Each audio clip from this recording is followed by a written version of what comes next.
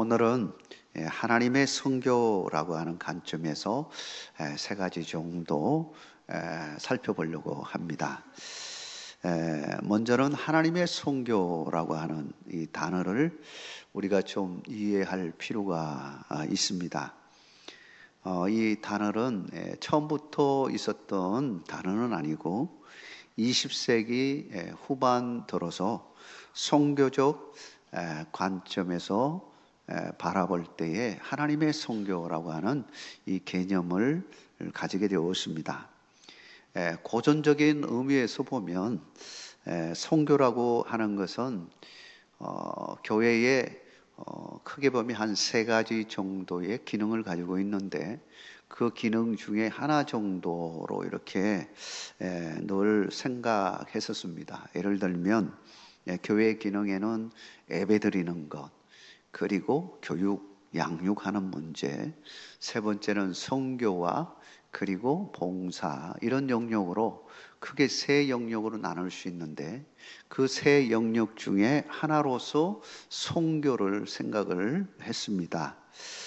그런데 20세기 후반으로 들어오면서 그런 관점도 있지만 실제적으로는 이 세 가지, 이 모든 것이 하나님의 성교의 관점에서 모두 하나이다라고 하는 사실을 이제 강조하기 시작합니다. 그런 가운데서 이 하나님의 성교라고 하는 것을 강조하게 되어지는데 결국은 복음 전하는 일이든지 그리고 교육시킨다든지 또 봉사한다든지 이 모든 것이 다 무엇과 관련이 있느냐? 이 구원과 관계 있다라고 하는 것이죠. 영혼을 살리는 이 구원 사역과 이게 모든 것이 다 하나로 연결이 되어진다. 그런 관점에서 하나님의 성교라고 하는 말이 나오게 되었습니다. 다시 말하면 성교의 주체는 바로 하나님이시다라고 하는 관점에서 보고자 하는 것입니다. 모든 것이 하나님이 주체가 되어지는 것입니다. 교회의 기관 이 주체가 아니라 그걸 뛰어넘어서 하나님이 우리의 모든 것의 주체가 되어져서 친히 성교도 마찬가지로 이끌어 가신다라고 하는 관점에서 포괄적으로 구원 사역으로서의 성교를 말하게 되어진 것입니다. 그런 관점에서 오늘 말씀을 살펴보려고 합니다. 첫째는 성교의 주체는 하나님이시다라고 하는 것입니다. 사랑하는 성도 여러분, 성교의 주체는 하나님이심을 믿으시기 바랍니다. 본문의 6절과 7절 말씀 이렇게 말하고 있습니다. 우리 같이 한번 읽도록 하겠습니다. 나는 심었고 아볼로는 물을 주었으되 오직 하나님께서 자라나게 하셨나니 그런즉 심는 이나 물 주는 이는 아무것도 아니로되 오직 자라게 하시는 이는 하나님뿐이니라. 아멘. 처음 예수 그리스도의 복음을 전했던 초대교회, 이 초대교회 시대 때에는 성교적인 관점에서 보면 아직 사실 성교 개념이 잘 정립되지 않은 상황이라고 말할 수 있습니다. 그래서 농부가 씨앗을 열심히 뿌리는 것처럼 복음의 씨앗을 열심히 뿌리면 된다 이렇게 생각하고 열심히 뿌리는 자가 있었습니다. 또 한편으로는 그것도 있지만 이제 이 농부가 이게 잘 식물이 자라도록 물도 주고 이렇게 하는 이 양육의 과정이 있어야 되는데 이 부분을 또 강조하는 사람들이 있었습니다. 열심히 양육하는 거죠. 사실은 이것이 떨어질 수 없는 것이지만 그때 당시에는 이게 아직 그런 것들이 아직 정립이 잘 되지 않은 상황이라 한쪽에서는 열심히 복음의 씨앗을 뿌리고 또 한쪽에서는 열심히 가르치는 일 이걸 하다 보니까 너무 열정적으로 하다 보니까 시기와 분쟁이 생겼습니다. 고린도 교회가 원래 시기 분쟁이 많은 그런 교회인데 막 열심히 전도하니까 자기들만 뭐 하냐, 우리도 열심히 한다, 이렇게 서로 시기하기도 하고, 또 이제 그 선을 넘으면 괜히 그냥 분쟁스럽게 그냥 한마디씩 하고, 이런 상황이 되어지니까 이제 문제가 생긴 거죠. 이런 관점에서 이 바울이 한마디 하고 있습니다. 고린도 교회를 향해서 그것이 아니다. 씨를 뿌리든지 식물을 잘 가꾸기 위해서 물을 주든지 양육하든지, 이 모든 것은 하나님이 이 사람들을 세워서 하시는데, 사실은 잘하게 하시는 이는 누구냐? 성교의 주체는 누구냐? 바로 하나님 자신이다라는 사실을 강조하는 것입니다. 여러분, 하나님이 모든 것을 행하심을 믿으시기 바랍니다. 우리를 잘하게 하시는 분 하나님이신 것이죠. 그래서 7절에 이렇게 말합니다. 그런즉 심는 이나 물 주는 이는 아무것도 아니로되 오직 잘하게 하시는 이는 하나님 뿐이니라. 하나님이 성교의 주체가 되어지는 것입니다. 우리는 이것을 결코 잊어버려서는 안 되는 것입니다. 그러므로 영광을 받으실 분은 누구일까요? 하나님이신 것입니다. 우리가 했다고 한 것이 있다면 하나님의 사역에 동참한 것, 그 이상도 이하도 아닙니다. 우리가 했다고 하는 것도 사실은 다 하나님이 하신 것입니다. 우리의 손길을 통해서 하나님이 하신 것입니다. 그러므로 영광을 받으실 분은 하나님이신 거예요.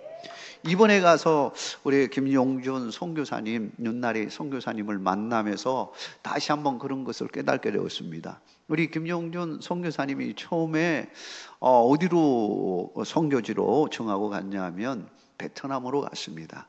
베트남에서 몇 년을 하면서 이제 뭐 언어 교육도 열심히 하고 다 준비돼 가지고 잘 사역하고 있었는데, 그만 어려움이 오게 되었습니다. 그 어려움이라고 하는 것은 바로 이 베트남 지역의 선교사님들이 활동하지 못하도록 하는 여러 가지 법이나 이런 것들이 제정이 되어지면서 이 선교사님들이 추방을 당하게 됐어요.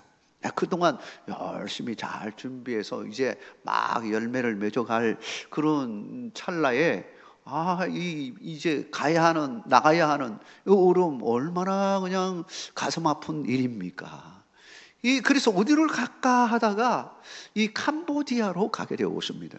이 캄보디아에 가서, 사실 캄보디아 뭐 특별히 아는 사람도 없고, 그게 뭐 연고도 없는 그런 상황 속에서 마치 선교의 불모지라고 할 수 있죠. 개인적으로 생각하면 이게 뭐 아는 사람도 없고 그런 상황 속에서 가서 이제 해야 되는데, 처음으로 가서 한 것이 뭐냐면 신학교에 들어가서 예배 드리는 곳에 봉사하기 시작했습니다.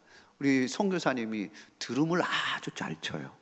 상당히 수준급의 그런 드럼을 치는데, 그게 봉사하면서요 이제 차츰 신학생들을 알아가게 되었습니다. 그 중에 마치라고 하는 신학생이 있었는데, 이 신학생을 알고, 그리고 나중에 또 이제 다른 신학생들도 알아가면서 차츰 이제 이들이 자라나가지고요 신학교를 졸업하고, 그리고 또 이제 그들이 교회에 담임 목사가 되어지고, 이런 상황이 되어졌습니다. 우리가 새 교회를 방문하게 되었는데, 이 교회들이 바로 그렇게 연결되어진 주의 종들이었어요. 그래서 한 10년 정도 지나니까 이와 같은 열매들이 맺혀서 그 교회들을 방문했는데요, 얼마나 귀하게 사역하고 있는지요. 김성 교사님이 바로 이들과 협력해서 같이 사역하고, 또 재정적으로 뒷받침해주고 여러 가지 어려움들에게 함께 해주는 그 모습 속에서, 이 고백하는 것이 뭐냐면 이게 다 하나님의 은혜였다는 겁니다.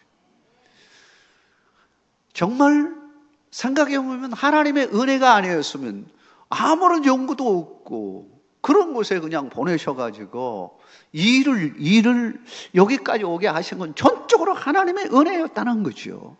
하나님의 역사하심이 아니면 일이 이루어지지 않는 것입니다. 우리 김 선교사님이 모든 것 하나님의 은혜였다라고 고백하는 것을 보았습니다.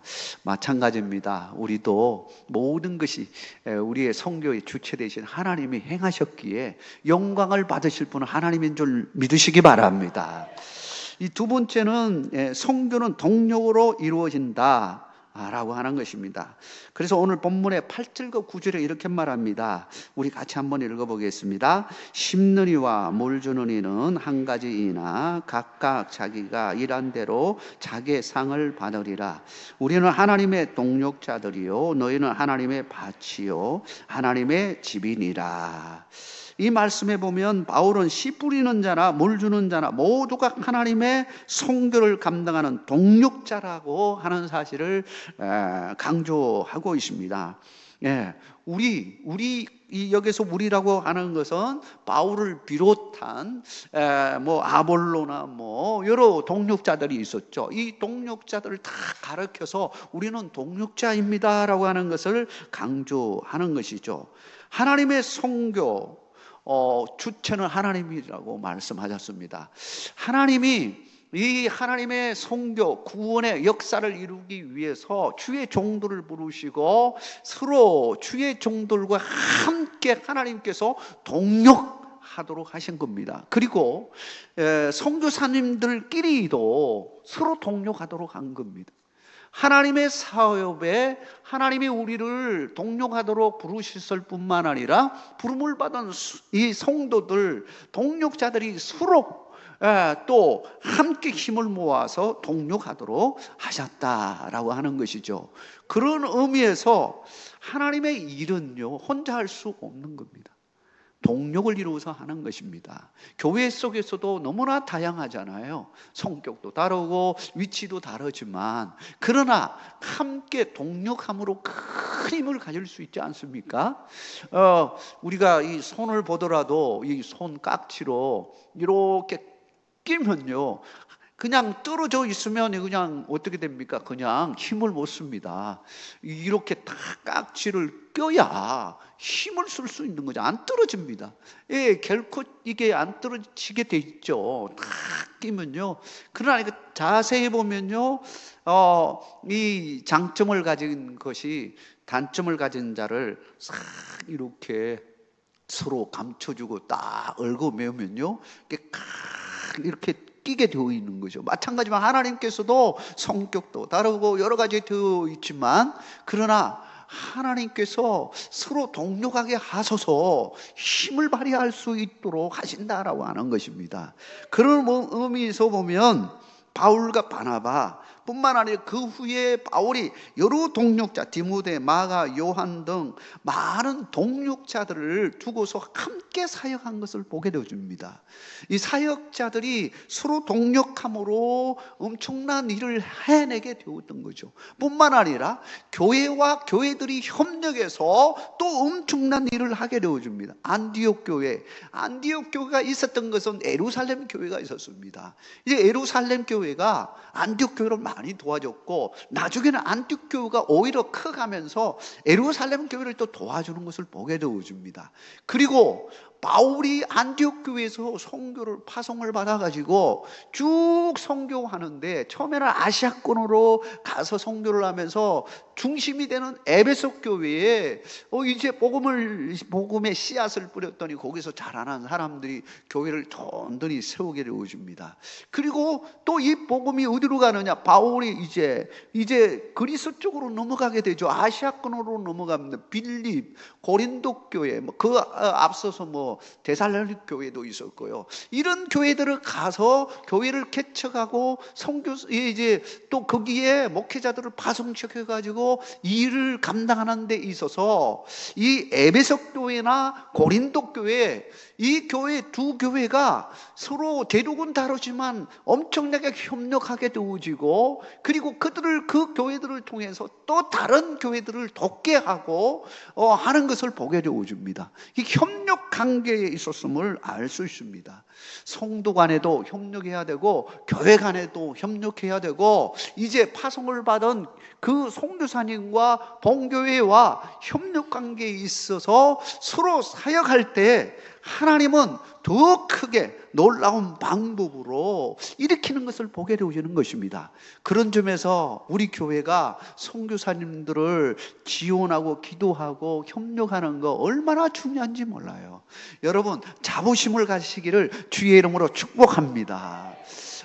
제가 이 이야기를 하면서 이제 마지막으로 갔던 그 교회를 생각하게 되어집니다.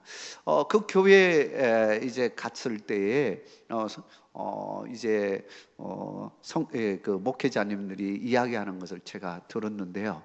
사실은 이제 그 교회들이요, 나오시는 분들이 좀 어려움이 많은 분들입니다. 이게 가난하기도 하고 신분적으로도 그러고, 그래서 이 마음속으로는 무슨 생각을 하냐면 좀 자긍심이 이게 좀 낮아요.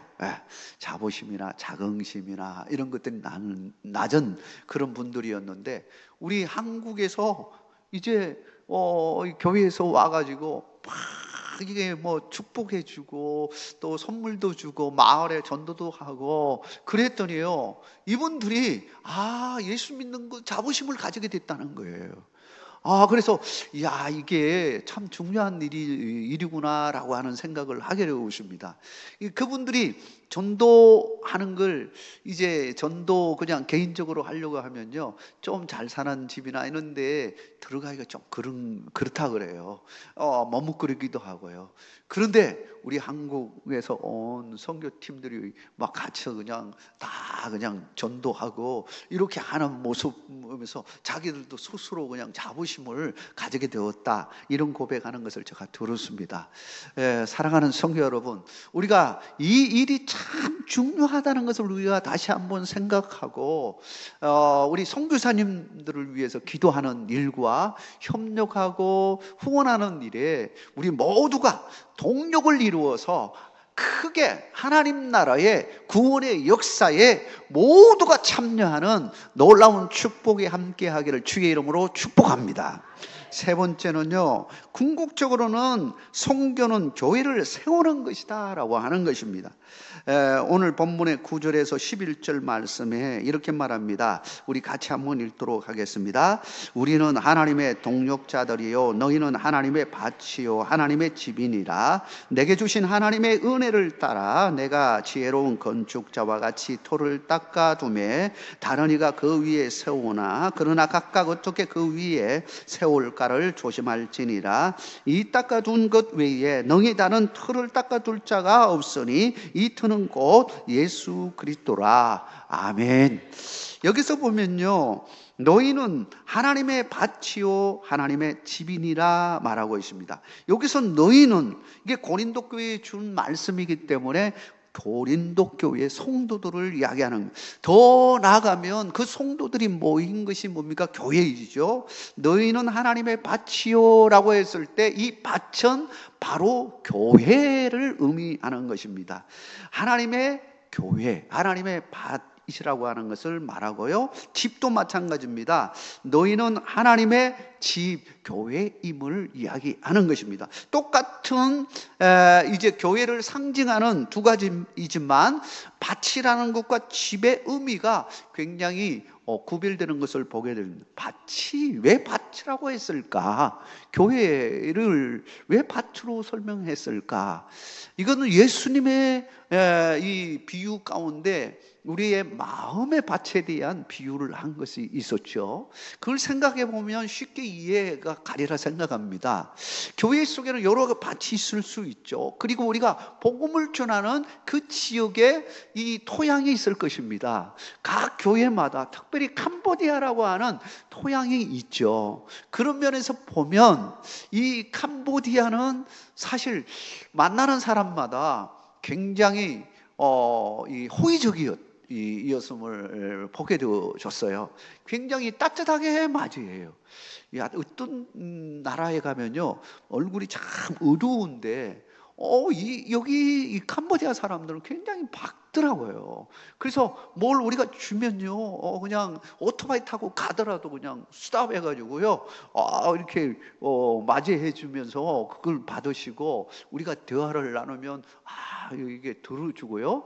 그랬던 것을 보게 되어줍니다. 이 집안에 들어가서 이렇게 전도를 해도 호의적으로 대하는 것을 보게 됩니다.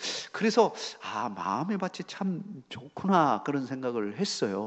그래서 이런 모습을 보고 또 아이들이요, 우리가 이게 전도를 쭉 마을 한 바퀴 다 이렇게 돌고는 돌아와서 이제 준비한 그런 순서들을 진행을 했는데요.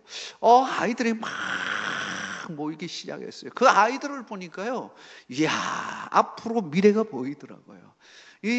우리가 이게 아이들이 없어가지고 막 그러잖아요. 근데 캄보디아에는 정말 아이들이 많더라고요. 그 아이들이 지금 이 교육을 잘 받아서 세우는 아이들이 10년 후에, 20년 후에는 참으로 귀한 일을 하겠다는 생각을 하게 되고 있습니다. 통역을 한 친구들이 있었는데, 두 여성분이었는데 30살, 30 좀 넘은 분들이었는데 통역을 너무 잘하는 거예요. 한국말도 잘하고 통역을 아주 잘하는 거예요.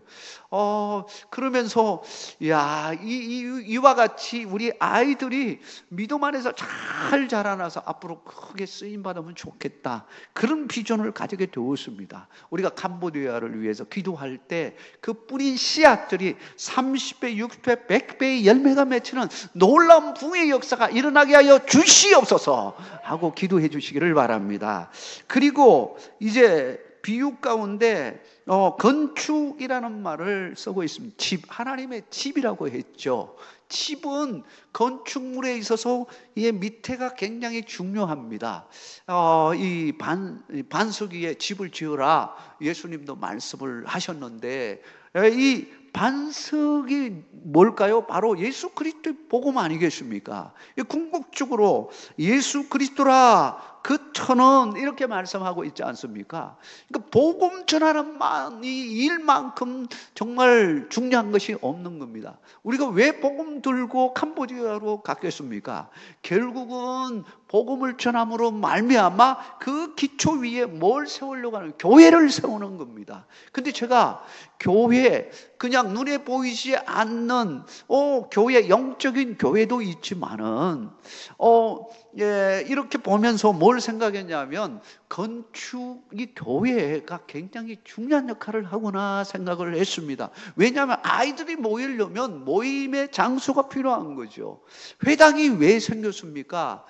회당이 유대인들이 예배 드릴 처소가 없으니까 바벨론에서, 그래서 회당을 짓고서 거기에 아이들을 모이게 하고 아이들을 성경을 가르치고 또 교육을 시키고 거기서 예배를 드리도록 하는 예배당 역할을 하게 한 겁니다. 그런 의미에서 우리 교회가 앞으로 교회 개척하는 일에 더 많은 일을 해야 되겠다는 생각이 들어졌습니다. 교회가 없는 곳에 교회가 세워지면 목회자도 파송이 될 것이고, 그 속에서 그게 마을에 있는 많은 아이들과 또 장년들이 와서 복음의 메시지를 듣고 거기서 세워진다면 진정한 교회로서의 모습을 갖추게 되어질 것입니다.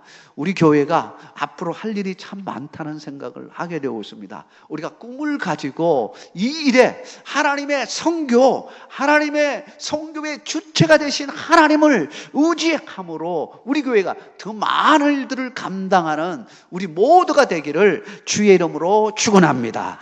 하나님 아버지 감사합니다. 캄보디아 단기 선교를 통하여 보여주셨던 그 은혜들을 우리가 간직하면서 우리 교회가 더 큰 일을 감당하게 하여 주옵소서. 예수 그리스도 이름으로 기도하옵나이다. 아멘.